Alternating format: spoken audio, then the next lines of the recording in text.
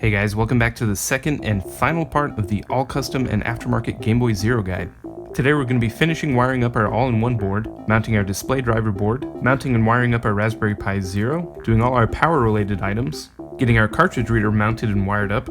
I'm going to be using another 3D printed part for that, which I'll get to here in a little bit, and then a couple odds and ends like our USB ports and our L&R buttons. And that's a lot to cover, so let's get started. Now first, before I get into any of that, I was finally able to track down some ferrite beads locally, so I'm going to install those on my speaker, and what these do is they can help suppress noise that can be introduced by neighboring components. There are a couple different kinds of these that you can get, but they both work exactly the same.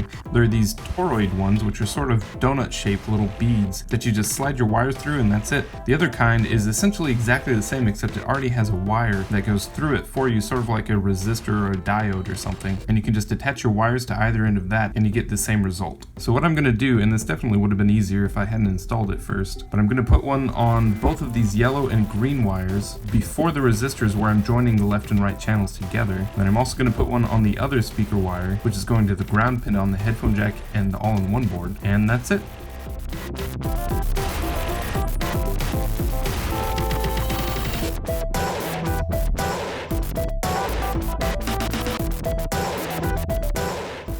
I'm going to go ahead and mount my display board now and get that out of the way.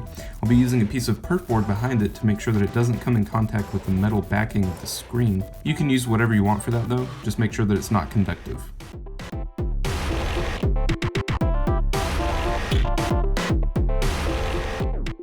I've seen a lot of people get everything put together or get mostly through their build only to find out that something like the screen isn't working right. So I can't stress enough how important it is to test every step of the way. Right now would be a really good time to test the screen again just to make sure that everything works before we start mounting stuff around it. The volume wheel needs to sit right there and poke over the edge just a little bit. But of course it needs something to sit on, so you'll need to find something to put underneath it to raise it up to this edge. You can use just about anything. I went ahead and 3D printed a little box that's just the right size for it.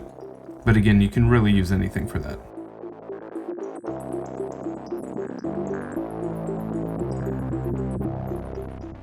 And yeah, you probably want to put the case together just to make sure you got everything lined up right. Alright, so now I'm going to get my power strip ready. I'm going to have two long wires coming from the other side of the case for 5 volts in and ground. And then I'm going to have 3 sets of wires coming off of this, going to the all-in-one board, the screen, and the Raspberry Pi.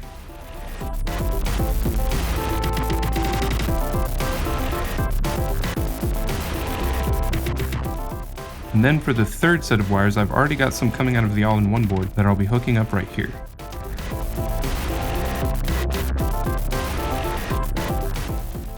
And there's our power strip. So now I'm going to switch to the back side of the case. You can see I've already modified it by cutting out the battery compartment and grinding down these screw posts here for my L&R buttons. If you want to see how I did that, check out the first part of the original guide. It's exactly the same. So first I'm going to go ahead and put my L&R buttons in. I'm going to be using the same tactile switches that I used in the first build, but some people have been getting pretty creative on the forums. I've seen people taking the L&R buttons from a Super NES controller and cutting out holes here so you can have proper L&R buttons on it. Personally, I'm a fan of these because I hardly wind up using them in games anyway, and you can barely tell that they're there when they're tucked away inside the screw holes. So I know I keep referring to other parts of the original guide, but if you want to see how to wire these up and why I'm doing what I'm doing here, check out the fourth part of the original guide.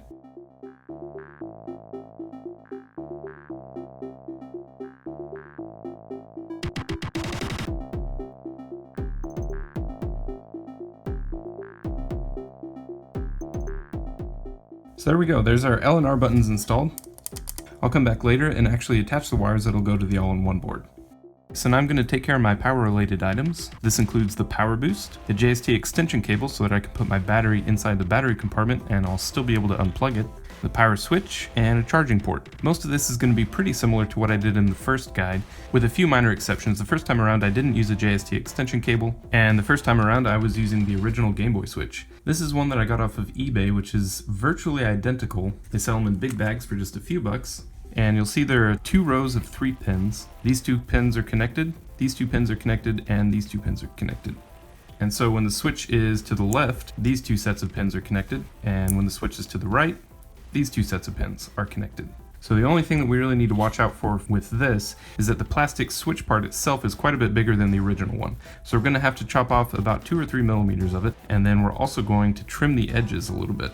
And the reason we have to do that is so that it can fit between these posts on this plastic part of the switch which goes on the outside. Now you might have noticed this sitting down there. One of the things that I really didn't like about the first build that I did was how messy it was trying to position the switch properly and secure it well enough so that when you turn it on and off, the switch isn't going to slide around. Last time I just wound up using a lot of glue for it and it was just kind of messy. I wasn't happy with it. This time around I printed this out. This is just the right size to slide in there. You glue it down, and then it's got these two ledges that the switch fits perfectly between, so you won't need nearly as much glue, and it should hold it in place nice and securely. I'll put the STL file for that up, so if you have a 3D printer or you have a friend who does, you'll be able to print one out. But then I'll also have them for sale, so you can get one that way as well. The power boost is going to sit right about here, just like last time. I'm going to use a piece of perf board again to raise it up off of the metal underneath it. And if you need to see detailed instructions of how to wire this up, check out part 6 of the original guide. I'm doing exactly the same thing here.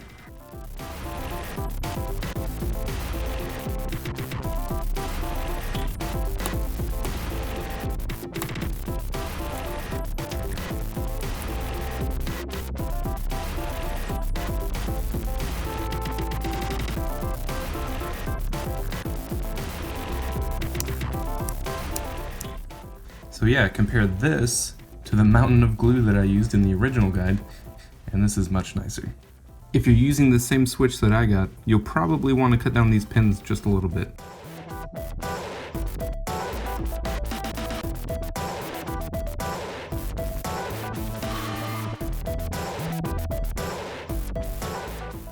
So these are the wires that are going to go to my power switch.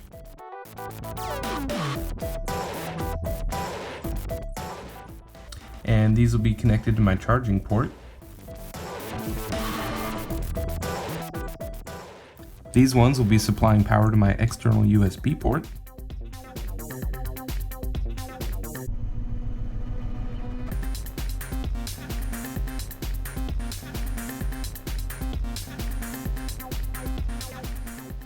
I'm using the same micro USB breakout board from SparkFun that I used last time for a charging port. You can see I've already ground down the corners just like last time, so that I'll be able to position it right here. And when I mount it, I'll be putting a piece of perf board underneath it just to raise it up a little bit and to keep it from touching the metal plate. And before we mount this, you should probably go ahead and test it out and make sure you got your wiring right. First without a battery, and that's a good sign. Now I'll test it with the battery connected. And finally, test charging your battery.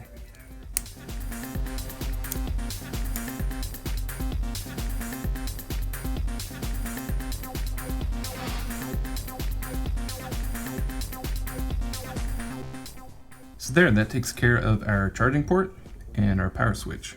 Now, something I should point out, I wound up having to move the power boost down by maybe half an inch or so because the JST connector was bumping into some components on the display driver board. So the two options were to remove the JST connector and wire up the JST extension cable directly to the power boost, or just move it down a little bit. So just something to keep in mind, and a lesson that you should be testing, making sure that your case actually fits together so you don't get all the way to the end and find that you have some components in just totally incompatible spots and it's not going to fit together. So yeah, that's another thing that you should be testing as you go along. Alright, so this will be a good point to go ahead and turn back to the front of the case and mount and wire up the Raspberry Pi. And this will be a lot easier if you go ahead and connect any wires that need to go into through holes before you mount it. So that'll be your PWM audio and the wire for your composite video. Everything else that we'll be connecting will be going onto these pads, which you can easily access after it's mounted. And just like with the volume wheel, we're going to need something for the Raspberry Pi to rest on. In the first build that I did, it was able to rest directly on the driver board for the screen. As you can see, that's not really the case with this one. You can use just about anything. You could stack up some perf board or something like that, but just like with the volume wheel, I printed out a couple of blocks that are just the right size for mine to sit on. One thing to watch out for though, we're going to be wiring up the SD card reader to these pins on the back here, but you still want to have access to this just in case. So whatever you do, make sure that you don't cover this up. And another thing that you need to watch out for is to make sure that anything that's metal that sticks up inside the case that this might get pressed up against is covered in something non-conductive like electrical tape.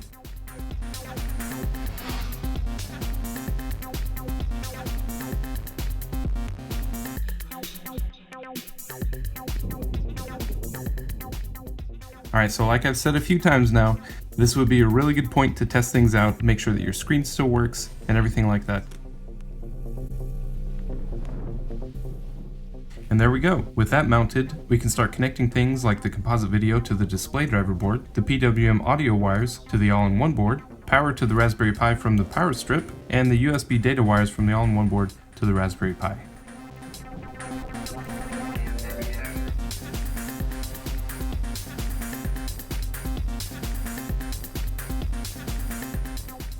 You probably noticed that I've got my USB data lines twisted. USB on the Raspberry Pi Zero can be a little finicky sometimes, and some people on the forums have found that twisting the data lines together can make it a little bit more reliable and work with some devices that it might not work with otherwise. So it's a good idea to go ahead and do that.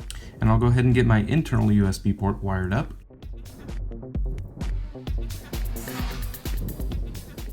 Just like the Raspberry Pi though, you need to make sure that this metal casing can't come in contact with anything here on the all-in-one board. Alright, so now we'll get the SD card reader cartridge set up. We're going to be using the board designed by Pre-Runner-Seth on the forums. That's going to save us from having to make the cartridge by hand. It makes it a lot easier and faster. And then for the actual cartridge reader, we'll be using the Game Boy Advanced cartridge slot from a DS Lite. This is nice because you can buy these by themselves on eBay for a couple of bucks, so you don't need to gut an original Game Boy to get one. And another nice thing about them is the pins are all in a row rather than alternating in and out like on an original Game Boy one. So it makes it a lot easier to connect your wires to. We are going to have to modify this just a little bit though, because this was actually designed to work with just Game Boy Advanced games and not Game Boy games. So there are two things that we're going to need to do. We'll need to cut off the ends. We're going to make a cut right here all the way through, and we're going to do the same thing on the other side. And then if you see these two tabs on the inside right here and here, we're going to have to cut those off as well.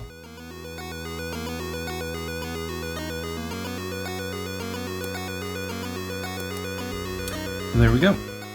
Now when you wire it up, this is what it's going to look like. We'll be using all these test pads here, plus test pad number 8, which will give us 3.3 volts. And so starting from the left here goes test pad 15, 19, 18, 14, 16, 17, and then we've got 3.3 volts and ground. One thing I should point out is the pin numbers that I just explained only apply to the cartridge from Pre-Runner-Seth. So after you've got your wires connected to the cartridge reader, but not to the Pi itself yet, we'll go ahead and mount it inside the case. And you'll notice it's quite a bit thinner than the original cartridge reader, so there's nothing for it to hold onto, and you'll have to raise it up a little bit so that it lines up with the actual cartridge. So the first one of these that I did using a Game Boy Advance cartridge, I used some strips of plastic to raise it up a little bit, and I had to use a bunch of glue behind it to hold it in place. It was just kind of a mess. So, you can probably guess what I did. I designed and printed these out. This will go below your cartridge reader, and this will go on top. This will raise it up just the right amount so it'll line up with your cartridge, and then this will go on top to help hold it in place. So the cartridge reader sits in it like that, and that'll raise it up just enough for the cartridge to line up with it, and you'll be able to put a bead of glue underneath it. So you just take it and pop it in, like so, and you put your cartridge slot on top of it, and then to hold it in place, it's a lot easier if you take an actual game and stick it in. So with that holding it in place, we can put some glue all along the bottom here. Then after we do that, we can take the top part, which snaps into place right here. We're going to put some glue on either side, and then put a bead of glue all along this edge right here. Just be careful not to get any in these holes or off the edges, or you'll wind up gluing your cartridge in.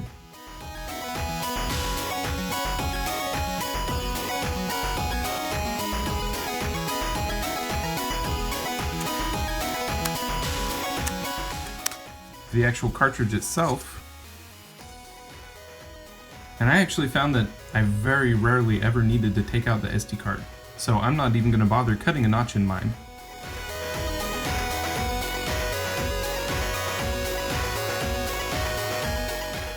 And that's it. The sticker was actually the hardest part. Alright, so we're about ready to connect the two sides of the case. We've got a few things that we need to do. We need to connect the cartridge reader to the Raspberry Pi. We need to connect the power strip to the power boost. We need to connect our L and R buttons, and then we'll run the data wires from one of the ports on the all-in-one board to a USB port that we'll mount right here.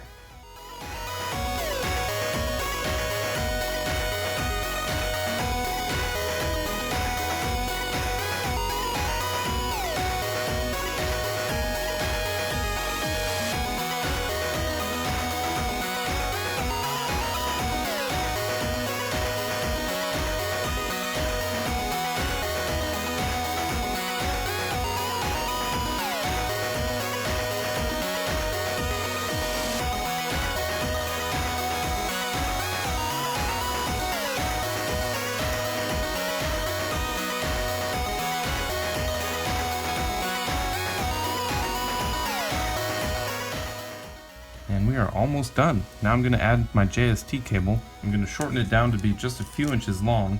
Really, it just needs to reach from the plug here down to the battery compartment.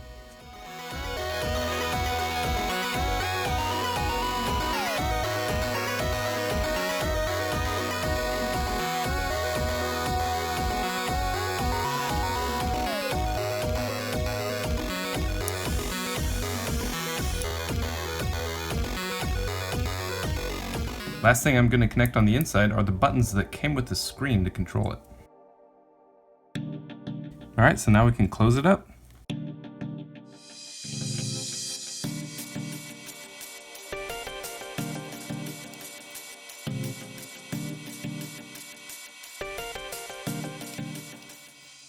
Alright, so as you probably saw, you might still have to fiddle around with the wires a little bit to get it to close up, but still much easier than it was with the first build. So now really the last thing that I have to do is attach my screen cover from Dominator.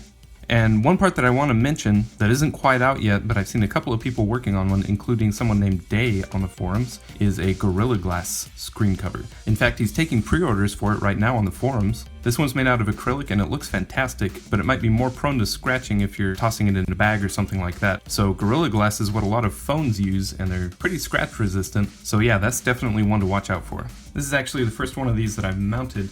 But what I've seen several people suggest on the forums is double-sided tape. I've heard that if you look at a hobby store, you may be able to find super narrow double-sided tape that you'll be able to just stick to it and press the screen down and you're done. But this was all that I had access to. So I'm going to be putting some of this on some wax paper and then slicing it into strips so that I'll be able to put a few pieces around the edge and then just stick it down, and that should be it.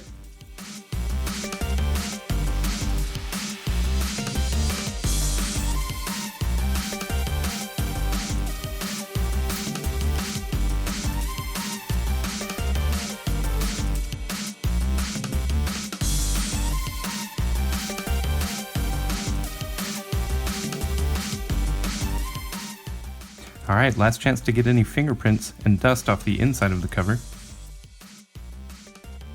And same thing for the screen. There we go, not bad. Yeah, that double-sided tape feels like it's going to work really well. It doesn't feel like that's going to go anywhere. At this point, and I really hope that you've been testing every step of the way up till now, we can just plug in our battery and we're done.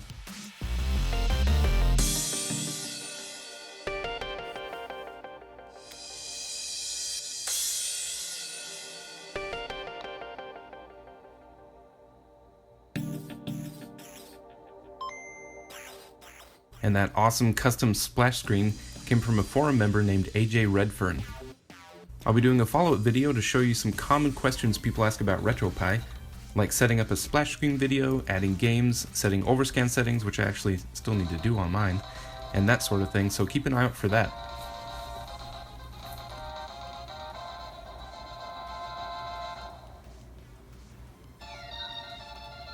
And I think that about covers it for this guide.